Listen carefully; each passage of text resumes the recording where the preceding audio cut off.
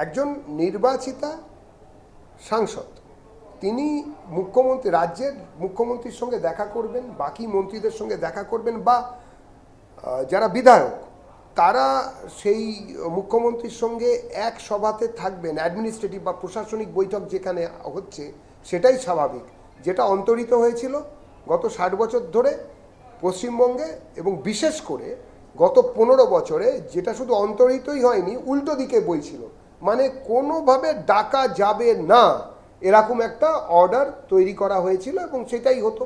সেটা বন্ধ হওয়া দরকার। আমরা দেখেছিলাম যে ডায়মন্ড হারবারের যিনি এমপি তিনি কোচবিহারে গিয়েও তিনি প্রশাসনিক বৈঠকে গ্যাঁট হয়ে বসে থাকছেন, অথচ কোচবিহারের যিনি বিজেপির এমপি সাংসদ, জনগণের ভোটে তিনি জিতেছেন, তিনি তার যারা ভোটার বা তার এলাকার যারা জনতা তাদের হয়ে একটা কথা বলার জন্য প্রশাসনিক বৈঠকে বসতে পারছেন না, তাকে ডাকাই হচ্ছে না, বা তার ঢোকা বেরোনো অবধি পুলিশ বন্ধ করে রাখছে তার এলাকাতে।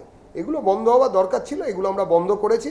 রাজ্য সরকারকে স্বাগত, সম্মাননীয় মুখ্যমন্ত্রীকে অনেক অভিনন্দন যে রাজনৈতিক সংস্কৃতি গণতন্ত্রের পক্ষে কথা বলে, সেই গণতান্ত্রিক রাজনৈতিক সংস্কৃতিকে আবার ফিরিয়ে এনেছেন, মানুষকে উপহার দিয়েছেন, পশ্চিমবঙ্গের মানুষকে সেই রাস্তাটা দেখিয়েছেন।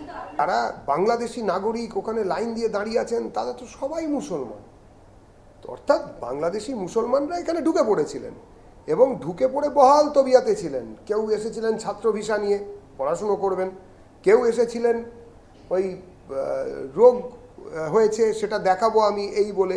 কলকাতা এলেন কোনো একটি বেসরকারি নার্সিংহোমে দেখাতে, এসে তিনি গায়েব হয়ে গেলেন। তিনি শিলিগুড়িতে তাকে আবিষ্কার করা গেল যে তিনি শুধু নন, তার আবার 7 ভাই চম্পা সবাই এখানে এসে বসে আছে। তো এইসব জিনিসপত্র চলছিল। আর এখানে তো যারা বসেছিল 34 বছরের সাদা রঙের যারা, আর এই কোড়া শাড়ি হাওয়াই চটির যারা, তারা সবাই মিলে 15 বছরের, এই 50 বছর ধরে তো শুধু এটাই চলছিল এখানে যে ওমা এসব কিচ্ছু নেই, কোনো কিচ্ছু নেই, চোখ বন্ধ করে থাকুন মাস্টারমশাই, আপনি কিচ্ছু দেখেননি। আমরাই একমাত্র বিজেপি যারা কিনা বারে বারে বলেছি 80-র দশক থেকে যে এই অনুপ্রবেশ বিনা যুদ্ধে ভারত দখলের একটি চক্রান্ত, এর বাইরে এটা কিছু নয়।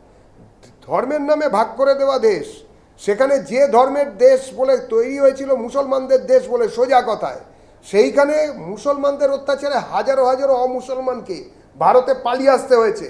এবং ভারত রাষ্ট্র যেদিন গঠিত হয়েছে ধর্মের ভিত্তিতে ভাগ হয়ে, সেই দিন থেকে ভারতের যারা নেতৃত্ব, রাজনৈতিক নেতৃত্ব, তারা গ্যারান্টি দিয়েছিলেন যে মুসলমান দেশ পাকিস্তানে বা তার উত্তরসূরি বাংলাদেশে যদি কারুর কোনো রকম অসুবিধে হয় যারা অমুসলমান সেই বাড়ির লোকেদের, তাহলে তারা ভারতে আসতে পারবেন, তারা ভারতে থাকতে পারবেন, তাদের ভারতের নাগরিকত্ব পেতে কোনো অসুবিধা হবে না।